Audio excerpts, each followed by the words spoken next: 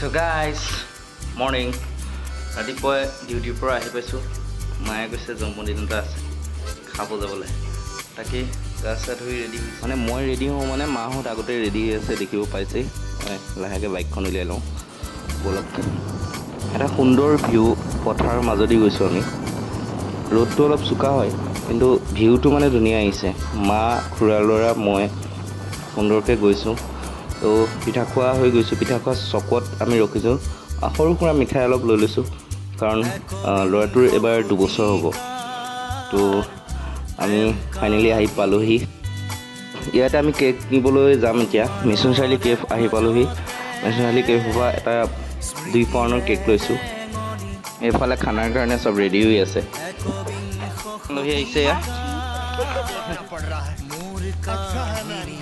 তো এতিয়া finally cake কটাৰ সময়। গোটেইখিনি ল'ৰা ছোৱালী আদি ঘৰৰ ওচৰৰ পৰিয়ালটো গোটেইটো আছে মানে। তো এয়া দেখিব পাইছে কেক কাটিছে। বেচেৰা ভয়ো খাইছে বহুত মানুহ দেখি। তো মই ভাবিছিলোঁ ভিডিঅ'টো সৰুকৈ কৰোঁ, কিন্তু শ্বৰ্টকৈ কৰোঁতে ভিডিঅ'টো বহুত দীঘল হৈ গ'ল। সেইকাৰণে মই এনেকৈ ভিডিঅ'টো দিবলগীয়া হৈছে। তো থেংক ইউ গাইজ, আগৰ ভিডিঅ'টোত মোক বহুত মৰম দিয়াৰ কাৰণে। আগলৈও এনেকৈ যাতে মৰম মোক দি থাকে। তো থেংক ইউ ফৰ এভৰিৱান। তো আজিলৈ বিদায় লৈছোঁ। Bye bye.